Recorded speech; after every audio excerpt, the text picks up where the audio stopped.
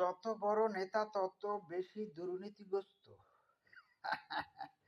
আজাহারি সাহেব, এই আমাদের সবার প্রিয় আজাহারি সাহেব কি বলেছে তোমরা কি দেখেছো? আমরা তো তার কথা যদি বিশ্লেষণ করি তাহলে তো সেটাই দেখতে পাই, বাংলাদেশে যত বড় বড় নেতা হয়েছে এ যাবৎকালে সবগুলো চোরের গোষ্ঠী, বাটপাড়ের গোষ্ঠী, বুঝছেন?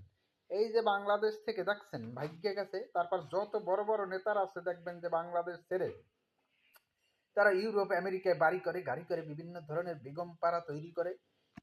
এগুলো কিন্তু আমরা ছোটবেলা থেকে দেখেছি, ঠিক আছে? তো আজহারি সাহেব কিন্তু সেটা বিশ্লেষণ করে এই কথাটা বলছেন, অতএব তার পক্ষে আছি, ঠিক আছে?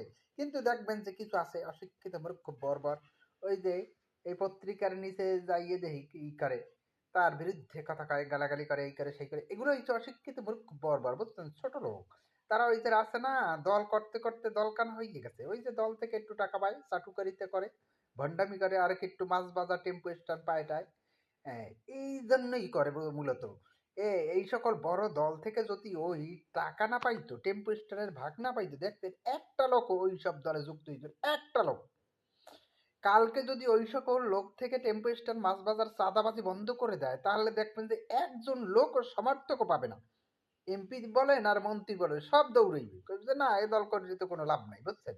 এই হইছে মূলত বাংলাদেশের রাজনৈতিক অবস্থা।